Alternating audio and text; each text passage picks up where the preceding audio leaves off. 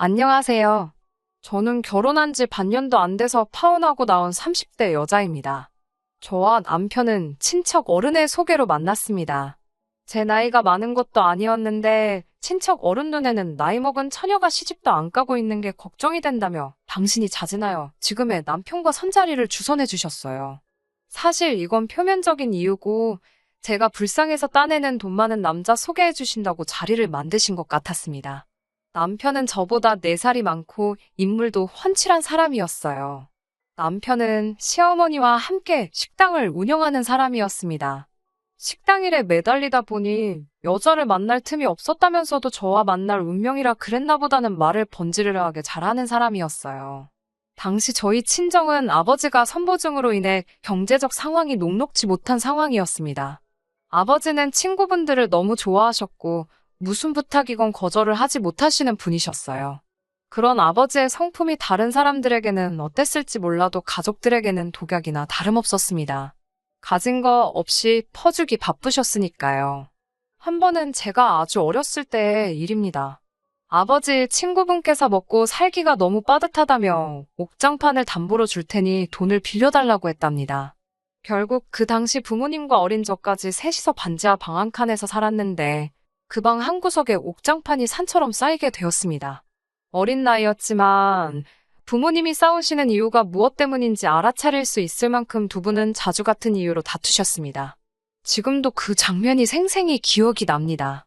아버지는 어머니가 당신의 결정과 당신의 친구를 믿지 못하는 게 기분이 나쁘다며 화를 내셨지만 결국 어머니의 예상이 맞았습니다. 아버지는 그 옥장판 친구와 다시는 연락이 닿지 않으셨거든요. 이건 그냥 한 가지 예이고요. 이런 비슷한 상황이 매년 반복되어 왔다고 생각하시면 될 것 같아요. 그렇다 보니 제가 결혼하기 직전에는 중소기업에서 격리로 일해 벌어온 제 쥐꼬리만한 수입으로 저를 포함한 세 식구가 먹고 사는 상황이었어요. 그랬기에 남편이 결혼하자고 했을 때 저는 결혼은 못할 것 같다고 했습니다. 모아둔 돈도 없고 부모님도 책임을 져야 했으니까요.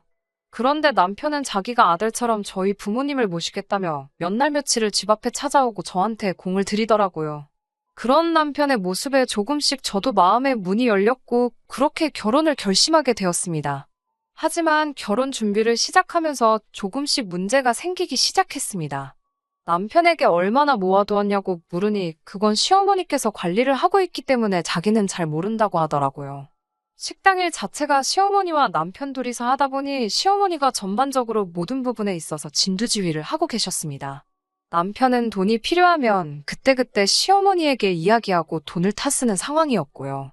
그동안에 저와 데이트를 하면서 썼던 돈들도 시어머니께 저와 어디에 갈 거라고 대강 말씀드리면 시어머니가 그에 맞게 적당한 예산을 주셨던 거죠. 그 이야기를 들으니 솔직히 남편이 한심해 보였습니다. 초등학생이 무슨 학교 끝나고 떡볶이 사 먹게 1,000원만 주세요 하는 것도 아니고 남편 나이가 당시 30대 중반이었는데 돈을 타쓴다는 게 상식적으로 납득이 되지 않았네요. 이런 이유로 파혼 같은 건 생각하지 않았지만 그래도 확실히 이야기해둬야겠다 싶었습니다. 저는 남편에게 결혼하면 경제적으로 독립을 하고 싶다고 당신이 벌어오는 돈도 내가 관리하고 싶다고 했습니다.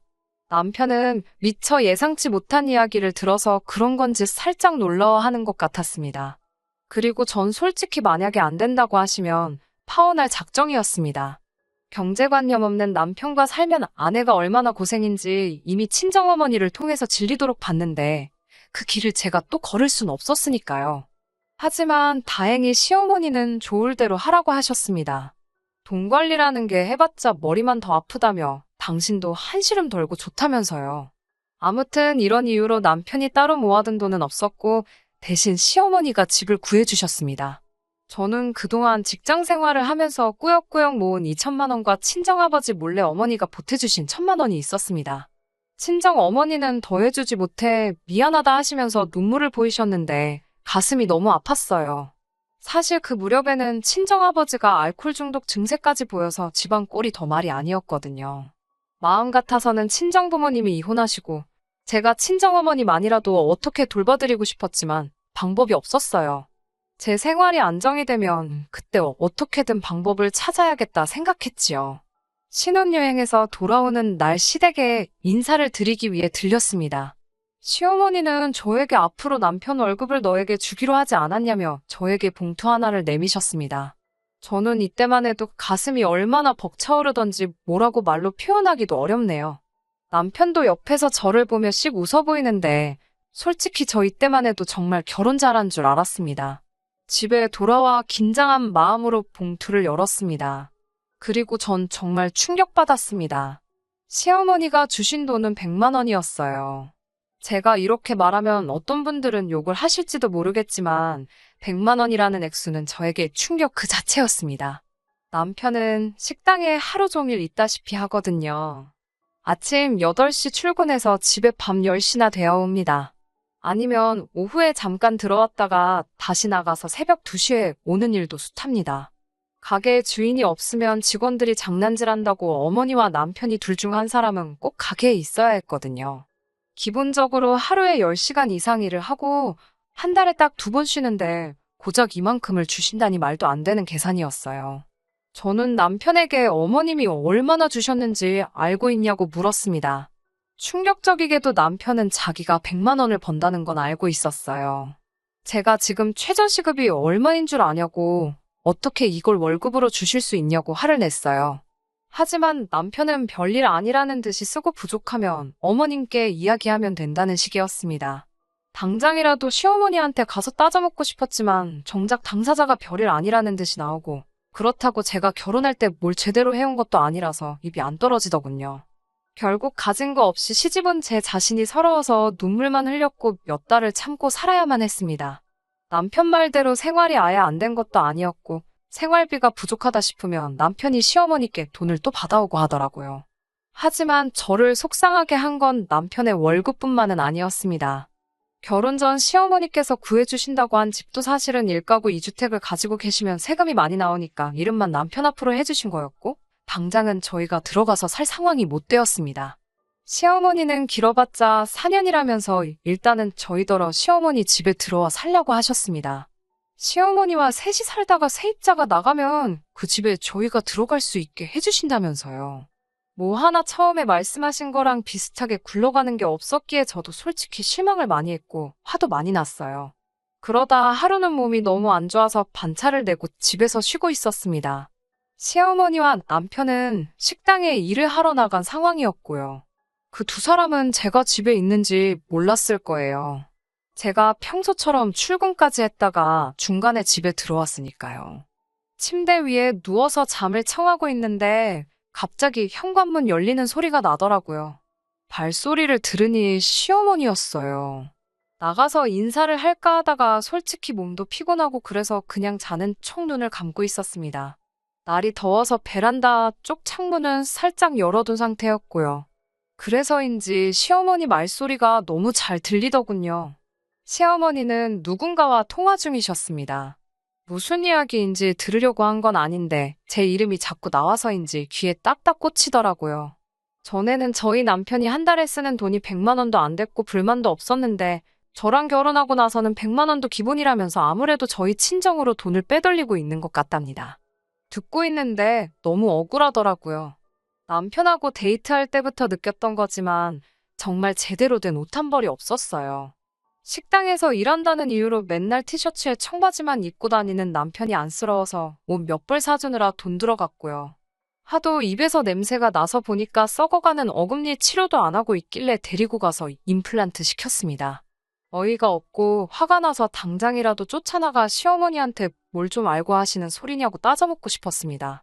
결국 며칠 동안 고민 끝에 남편에게 우리 당분간 떨어져 살자고 했어요. 남편은 갑자기 무슨 자다가 봉창 두들기는 소리냐며 왜 그러냐고 묻더라고요. 저는 시어머니가 저에 대해서 했던 말을 그대로 전달했습니다. 결혼하기 싫다는 사람한테 계속 하자고 밀어붙인 건 당신인데 내가 왜 그런 의심을 받아야 하는 거냐고 그런 분하고 한 집에서 못 산다고 했습니다. 정말 헤어짐을 각오하고 남편에게 말을 꺼냈기 때문에 못할 소리가 없었어요. 남편은 시어머니가 그런 식으로 말을 했을 리 없다면서도 일단 기다려달라고 하더군요. 확인을 해보겠다면서요. 그리고 며칠 뒤 시어머니께서 저에게 이야기 좀 하자고 하셨습니다. 시어머니는 남의 전화를 엿듣는 건 아주 못돼먹은 버릇이라고 말을 꺼내셨습니다. 곧 이어 저에게 하신다는 소리가 그렇게 당당하고 억울하면 제 월급도 당신에게 가져오라고 하시더군요. 당신이 제 돈 관리를 해주시겠다면서요. 어이가 없었죠. 어머님이 왜 제 돈 관리를 하시냐니까. 그래야 친정에 돈을 빼돌리는지 아닌지 확실히 알지 않겠냐. 누명을 벗고 싶지 않냐고 되물으시더라고요. 설령 제가 번 돈인데 친정에 좀 드리면 어떠냐 하니까 너는 이제 우리 집에 시집 왔으니 죽어서도 우리 집 귀신이 돼야 하는 거 모르냐고 하시더군요. 시어머니 나이가 이제 60이 좀 넘으셨는데 무슨 조선시대 분이랑 이야기하는 줄 알았습니다. 저는 말도 안 되는 억지 좀 쓰지 마시라고 했어요. 그러자 시어머니는 그러면 너는 네 월급 관리 네가 하고 당신은 당신 아들 그러니까 저희 남편 월급 관리를 하시겠답니다. 당신 아들이 힘들게 번 돈 처갓집으로 흘러가는 꼴 못 보신다고요. 이제서야 알겠더군요. 꼴랑 100만 원 되는 남편의 월급이 저에게 오는 게 싫으셨던 모양입니다. 저는 마음대로 하시라고 했습니다. 대신 다시는 제가 벌어온 돈을 제가 어떻게 쓰든 신경 쓰지 마시라고 덧붙였어요. 남편에게 시어머니와 나눴던 대화를 전하니 남편이 깊은 한숨을 내쉬더라고요. 그러더니 한다는 말이 사실 시어머니가 돈에 집착이 엄청나신 분이랍니다. 그래서 처음에 돈 관리를 저에게 맡기실 거라고 했을 때 아들인 자기도 너무 놀랐다고요. 하지만 이제 보니 그렇게 이야기를 하신 이유도 아들이 저랑 결혼하고 싶어 죽으려고 하니까 일단 마지못해 알겠다 하신 거였지요. 그렇게 6개월 정도를 시어머니와 냉랭한 관계로 지냈습니다. 솔직히 저는 불편할 게 딱히 없었습니다. 저는 원래 아침 식사도 안 먹고 점심은 직장에서 먹고 저녁은 남편과 어머니가 식당에서 먹고 오니 서로 얼굴을 마주할 일도 많이 없었거든요. 그런데 시어머니는 이것도 마음에 안 드셨나 봅니다. 저더러 생활비를 내라고 하시더군요.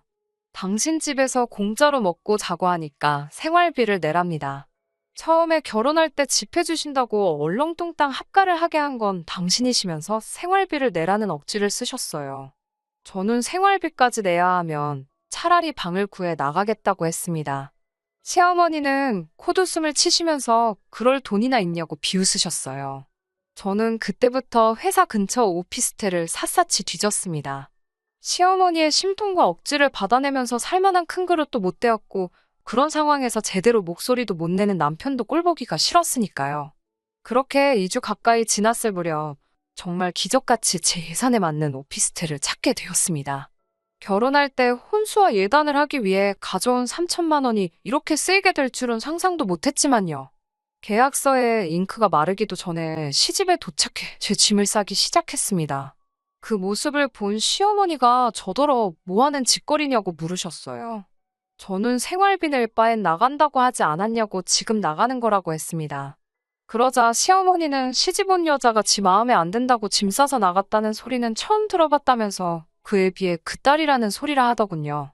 뜬금없이 왜 친정아버지 이야기를 꺼내는 건지 황당하더군요. 제가 지금 그게 무슨 말씀이냐 하니까 그런 집구석에서 보고 자란 게 없어서 제가 이 모양이랍니다. 그러면서 시어머니는 이판사판이다 싶었는지 저에게 그러셨습니다. 아들놈이 좋아 죽는다고 해서 결혼은 시켰지만 뭐 하나 마음에 드는 구석이 없답니다. 식당 며느리면 시간 날 때마다 나와서 카운터 보고 설거지하고 그런 게 있어야 되는데 꼴 같지도 않은 직장 다닌다고 아침에 차려입고 나가는 것도 마음에 안 든다고요. 그 밖에도 여러 가지 이야기를 하셨는데 전부 다 억지고 혼자만의 상상이시라 하나하나 대꾸할 가치도 느껴지지 않았습니다. 결국 저는 남편에게 다시 한번 헤어지자고 말했습니다. 시어머니가 했던 말을 또 전달을 했어요. 들으시는 분들도 이 레파토리가 지겨우시겠지만 직접 겪은 저야말로 노이로제가 걸릴 만큼 지긋지긋했습니다. 남편은 그제서야 숨겨진 과거 이야기를 해주더라고요. 시아버지가 살아 계실 적 그렇게 생활비 가지고 시어머니 숨통을 조였답니다. 시어머니가 뭐 하나 작은 실수만 해도 생활비에서 뺀다고 그러고 돈도 제때 안 주고 아들인 자기가 봐도 정말 치사하다 싶을 정도로요. 그런데 시아버지가 돌아가시고 나자 시어머니가 아버님의 행동을 그대로 따라하고 계시더랍니다. 당신이 겪어보니 돈을 쥐고 있으면 조종 못할 사람이 없는 것 같다면서요. 남편은 시어머니가 정신적으로 아픈 사람이다 생각하고 그저 시어머니가 원하시는 대로 따라드렸는데 저한테까지 그러실 줄은 차마 상상도 못했다면서 미안하다고 했습니다. 그런 사연을 듣고 나니 시어머니가 좀 불쌍하기도 하고 그런 부모님 밑에서 자란 남편이 안쓰럽기도 하더라고요. 이번 한 번만 더 참고 넘어갈까 그런 생각이 들었을 정도로요. 남편은 저더러 원하면 오피스텔로 가자고 했습니다. 그리고 자기가 시어머니와 잘 말해서 월급도 제대로 받아오겠다고 했어요. 남편이 이렇게까지 이야기를 해주니 제 마음속의 화도 어느 정도 가라앉았고 이번에도 이렇게 넘어가겠구나 싶었습니다. 그렇게 이튿날 남편과 정말 짐을 싸서 계약한 오피스텔로 나갔습니다. 그 사실을 알게 된 시어머니는 노발대발 난리가 나셨습니다. 저희더러 야반도주를 했다면서 이게 다 저 때문이랍니다. 여기까지도 어느 정도 예상을 했던 일이라서 죄송하다. 어쩔 수 없었다 하고 어떻게 잘 넘겨보려고 했습니다. 식당으로 오라고 하시길래 한 번은 겪어야 할 일이다 생각하고 식당으로 향했습니다. 당시 식당에는 시어머니와 남편이 잠깐 쉬기 위해 만들어 놓은 뒷방이 있었는데 그쪽에서 기다리라 하시더군요. 얼마 지나지 않아 점심시간대가 지나 손님들이 대부분 빠졌을 무렵이었어요. 시어머니께서 저더러 다시 홀로 나오라고 하시더군요. 나가니 시어머니가 다짜고짜 저에게 도대체 남편을 어떻게 구워 삶았냐며 저 때문에 당신 착한 아들이 집을 나갔다 하셨습니다. 저도 더는 시어머니의 억지를 들어주고만 있을 수가 없어서 어쩔 수 없이 받아치기 시작했습니다. 그리고 이번만큼은 저도 녹음을 해야겠다 싶더라고요. 매번 증거 없이 남편에게 이야기를 하니 남편은 제 말을 믿어주는 것 같으면서도 설마 하는 눈초리를 보내곤 했었으니까요. 시어머니 눈을 피해 핸드폰 녹음기를 켜고는 돈 몇 푼 가지고 사람을 이렇게 저렇게 마음대로 떡주무르듯 하실 수 있을 줄 알았냐고 물었습니다. 그러자 시어머니가 코수숨을 치더니 네가 뭐가 잘났다고 내가 너한테 아무것도 해오란 소리도 안 하고 며느리로 들였다고 생각하냐 물으셨습니다. 제가 순간 생각지 못한 말씀에 벙쪄있자 시어머니가 그러시더군요. 시장 가면 하자 있는 거 비품 같은 거 싸게 팔지. 너가 딱 그런 거야. 하자 있어도 그럭저럭 쓸만한 것 같아서 가지고 왔는데 이런 식이면 나도 곤란하다고 그러셨습니다. 시어머니가 평소에 말을 막 하긴 하시지만 속으로 저를 그렇게 생각하고 계실 거라곤 꿈에도 상상하지 못했기 때문에 충격이 너무나 컸습니다. 그리고 마침 남편이 가게로 들어오고 있었습니다. 남편이 저와 시어머니를 번갈아 쳐다보더니 무슨 일 있었냐고 묻더라고요. 제가 말을 잇지 못하자 시어머니는 남편에게 거짓말을 하시더군요. 당신이 앞으로 저와 한번 사이좋게 잘 지내보자고 했더니 감동을 받았는지 저런다면서요. 그러면서 저에게 아가, 우리 이제 잘 지내보자. 내 마음 잘 알겠지? 그러시는 거예요. 그때 정말 시어머니가 어떤 사람인지 확실히 알아차렸습니다. 사이코가 따로 없더라고요. 저는 방금 녹음한 파일을 식당 안에서 틀어버렸습니다. 시어머니는 당신 목소리가 흘러나오니 깜짝 놀랬고 남편은 털썩 주저앉더니 원망스러운 눈으로 시어머니를 노려보았습니다. 저는 남편에게 이러니 내가 당신하고 어떻게 같이 살 수 있겠냐고 물었습니다. 남편도 시어머니에게 도대체 왜 그러는 거냐고 울부짖더라고요. 그러자 시어머니는 나이든 엄마가 돈이라도 없으면 뭐로 자식을 옆에 끼고 살 수 있겠냐며 이게 다 남편을 사랑해서 그런 거라고 하시더군요. 그 모습을 보고 있자니 저는 더욱 더 이들 사이에 끼어있고 싶지 않았습니다. 결국 얼마 지나지 않아 저는 변호사를 선임했습니다. 남편은 저에게 미안하다고 몇 번이고 사과는 했지만 그래도 자기 어머니는 정신적으로 많이 아픈 사람이니 이번 한 번만 더 이해해주면 안 되냐고 빌었고 그마저도 저에게는 너무나 스트레스였기에 결국 이혼을 결심할 수밖에 없었습니다. 이혼 사유는 시어머니의 폭언이 주였고 다행히 이혼 소송에 있어서 녹음 파일이 중요한 역할을 해주었습니다. 저는 결혼 생활 1년 만에 위자료 2천만 원을 받고 그 집에서 나오게 되었어요. 제가 이혼하는 모습을 보고서야 친정 아버지도 당신이 무능하여 딸이 이렇게까지 고생을 하는가 싶으셨다며 이번 일을 기회로 정신 차리시겠다 약속해 주셨습니다. 이혼한 지 석 달이 지난 지금 남편에게선 가끔씩 연락이 옵니다. 저랑 이혼하고 나서야 시어머니도 정신을 차리셨는지 월급도 올려주셨고 오피스텔 생활도 허락을 해주셨다면서 다시 시작할 수 없겠냐고 묻더군요. 이혼하기 전에 정말 약속하셨던 것들만 지켜주셨어도 저는 정말 좋은 며느리가 되어드렸을 텐데 씁쓸하더라고요. 그래도 이미 지나간 일이니 후회해봐야 소용없지요. 다행히 친정아버지는 드시는 술도 많이 줄었고 친정어머니도 그런 아버지의 변화에 기뻐하시는 눈치입니다. 우리 모두 이제 앞만 보고 나아가려고 합니다. 그럼 또 언젠가 좋은 날이 오겠지요? 끝까지 들어주셔서 감사합니다. 오늘의 사연은 여기까지입니다. 구독과 좋아요, 알람 설정 부탁드리고 더 좋은 사연으로 다시 찾아뵙겠습니다. 감사합니다.